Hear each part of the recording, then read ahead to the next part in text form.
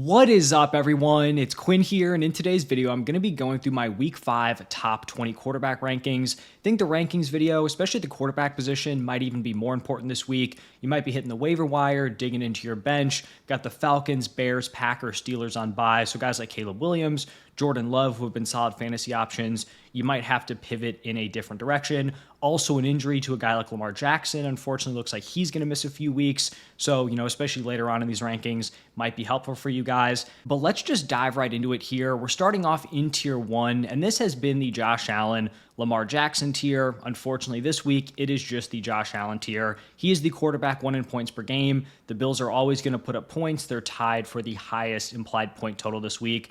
Really, I think he's matchup proof. This also isn't like a super scary matchup here against the Patriots. So Josh Allen, QB1 pretty much every single week. Then moving into tier 2, pretty solid tier. I'm going to start off with Patrick Mahomes going up against the Jaguars. He got Xavier Worthy back, and shockingly, Patrick Mahomes, still a top tier quarterback. You give him at least competent weapons, he is going to deliver. 270 passing yards, 4 touchdowns. I will say this Jaguars defense has been kind of tough. Specifically, they've been very opportunistic, forcing turnovers. I believe they actually lead the NFL in turnovers forced. I think Mahomes is going to be fine. Worthy made a big impact in his first game back. Mahomes has also showcased the rushing upside a little bit, specifically in the first couple of weeks. I like Mahomes here as a solid fantasy option. I also think he is like the quarterback 3 in points per game, so producing even without the weapons early on. Then I'm going to go with Justin Fields going up against the Cowboys. First off, this is just a great matchup. The Cowboys are allowing the most points per game to the quarterback position. We just saw them give up a big game to Jordan Love. This secondary is just completely cooked. The pass rush no longer has Micah Parsons. So just all around, they're a really, really rough defense. And then we've seen in Fields' 2 full games, he's put up 29.5 and 27.1 points. Now, I will say it's a little bit unfair. I think he got hurt into the fourth quarter in week 2. It was a miserable performance, but we've still seen in those 2 games, he's rushed for 178 yards, had the crazy rushing touchdown on Monday Night Football. The rushing production's elite. I think he can get going as a passer in this matchup against the Cowboys. And like I said, he's coming off a really solid week 4 first game back from the concussion. Then I'm going to go with Jaden Daniels, and I do think he'll be able to make his return from his knee sprain. Obviously, if he's not giving it a go, then you're going to have to pivot to someone else. But if he's playing, I trust that the Commanders are, kind of doing their due diligence here, not rushing him back. The fact that he's already missed a couple of games, it does seem like they're playing it safe, like they should, with their young, star quarterback here. But if Jaden Daniels is in the lineup, I think you feel really good about him as a fantasy quarterback option. Then I'm going to go with Jalen Hurts going up against the Broncos. And despite the Eagles' passing attack being really anemic, Jalen Hurts has still been a solid option. He's the quarterback 5 in points per game. Now, this is a tough matchup here against the Broncos. They're actually allowing the fewest points per game to the quarterback position. But some guys, they're just, so at the top of their position, you're going to fire them up for fantasy no matter what. That's kind of the case here with Jalen Hurts. Then I have Drake May, and I think you can make an argument for Drake May being higher. He's 4th in points per game this season. He's looked really solid, both from a fantasy and real life perspective. Last 3 games, he's averaging 22.9 points per game. Likely going to be a trailing game script here against the Bills. If you drafted Drake May, like punted the quarterback position, waited, picked him as a late round guy, you have to be feeling really good about that pick. Another late round option that I feel like you still have to feel good about, even after a couple of down games, it is Justin Herbert. Now, unfortunately, Joe Alt does go down with an ankle injury. As someone, I'm not like a Chargers fan, but I've been a big Herbert supporter.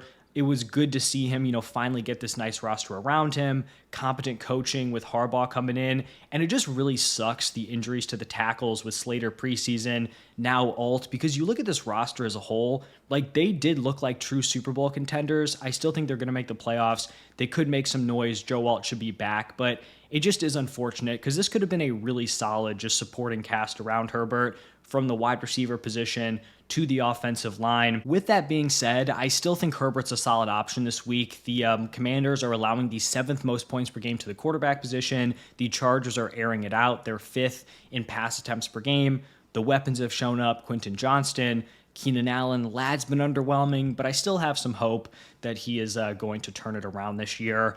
Now, moving into tier 3, I'm going to start off this tier with Baker Mayfield, and I kind of want to make my case for not being a Baker hater. I feel like I kind of have that reputation, and I will admit, like last year, I didn't really buy the hype. You know, he was super productive early on in the season. I didn't think he could maintain it once the wide receiver started going down, Godwin, Evans.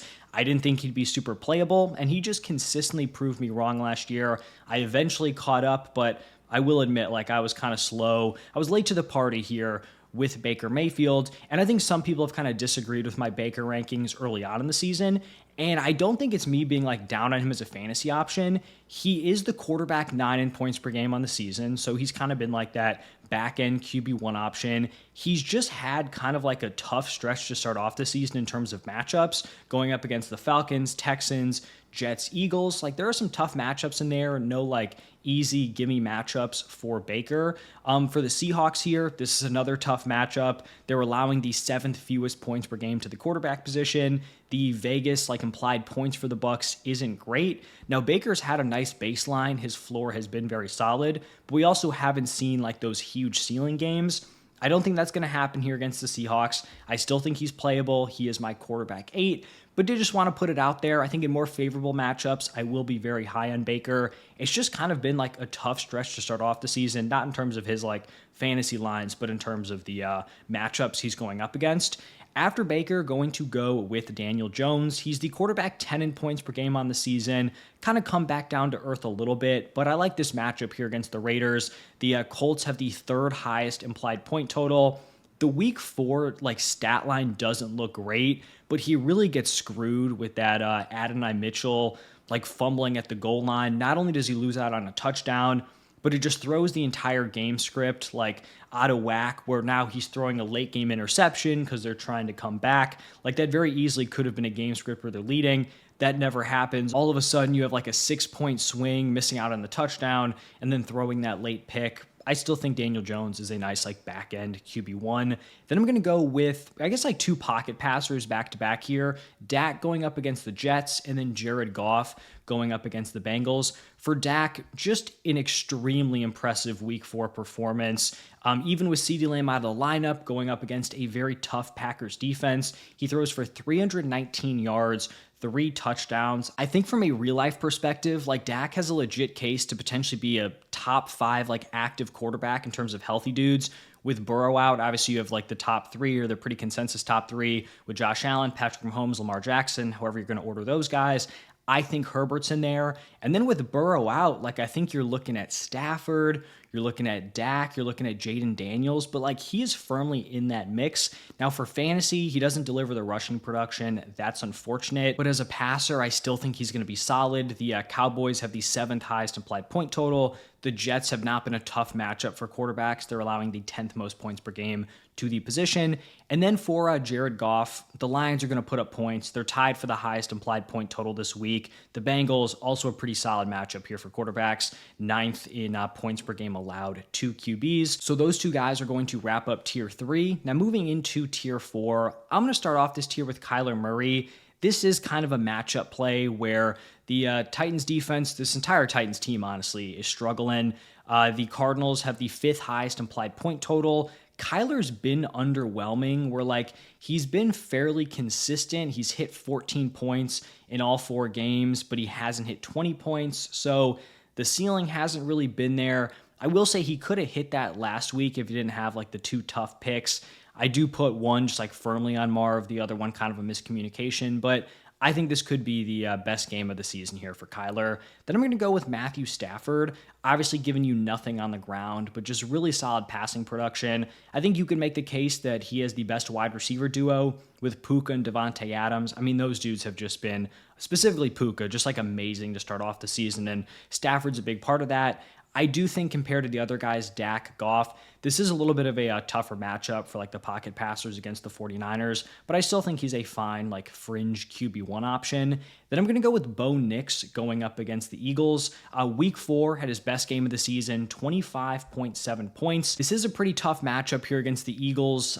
The Broncos don't project super well per Vegas. They are tied for the third lowest implied point total. And then for Bo, he just hasn't really been delivering that rushing production. I think that was something that could potentially like vault him up to a mid to potentially high end QB1. Obviously, high end QB1, probably lofty expectations, but like to be a nice mid tier QB1 option. And the rushing just hasn't been all that exceptional this season. And then the final guy in this tier is going to be Brock Purdy. Now, this 49ers offense is just super banged up. I mean, what's new? Shockingly, CMC's been the only guy who's like actually been able to stay healthy. Kittle on IR. You have Brock Purdy who had the turf toe. Now his toe is sore after the week 4 game. Ricky Pearsall, Jawan Jennings. These guys are missing practice on Tuesdays. There's a lot up in the air. At this point, this is where I have Brock. Ideally, both Ricky and Jennings play. I think Jennings is probably more likely to give it a go than Ricky Pearsall, but we'll just have to wait and see at this point. And then the 5th and final tier, this is really the range where it's like, I wouldn't love to play these guys, but with the bye weeks, the injuries, I understand it. I'm going to start off this tier with CJ Stroud, and I think you can see the potential upside here against the Ravens, where this defense has been really rough. They're allowing the 3rd most fantasy points per game to the quarterback position, but Vegas is not in on this Texans offense this week. They are tied for the 3rd lowest implied point total. I will say CJ Stroud is coming off his best game in week 4, but it wasn't some sort of like spectacular performance, 233 passing yards, 2 touchdowns. So I think in terms of like desperate plays, guys who might have been dropped, I think CJ Stroud is a fine streaming option this week.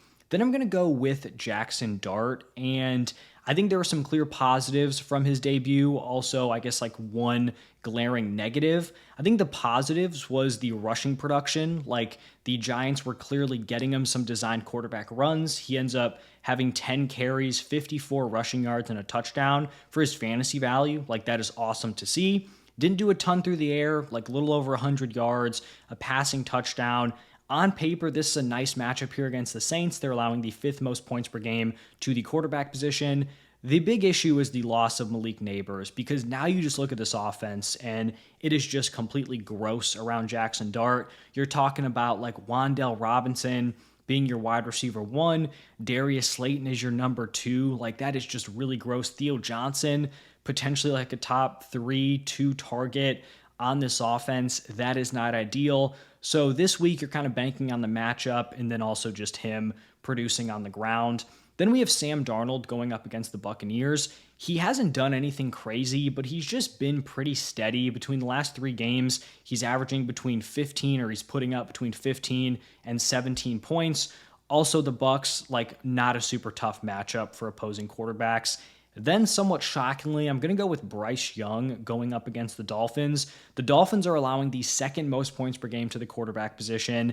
The Panthers have a respectable 23 implied points this week. So, as a desperate option, I think Bryce Young could be in play. And then this last spot, I honestly went through a few different guys. It was like Trevor Lawrence, maybe Tua, Geno Smith felt gross. I ended up going with Trevor Lawrence just because I trust him as a player a little bit more than some of those other dudes. He's been underwhelming. The rushing production has been non-existent. I will say, though, there's been a lot left out there from his playmakers. So if guys like, BTJ, Travis Hunter can kind of figure it out, I do think he could be better moving forward. But obviously, I don't feel amazing about him. He's barely, sniffing the top 20 with 3-4 fantasy relevant quarterbacks on bye this week. So that is going to wrap it up for my top 20 quarterbacks. I hope you guys enjoyed. If you did, do me a huge favor, hit that like button and subscribe. Stay tuned. I'll also have the tight ends and quarterbacks coming out later today. But thank you all for stopping by, and I will see you in the next one.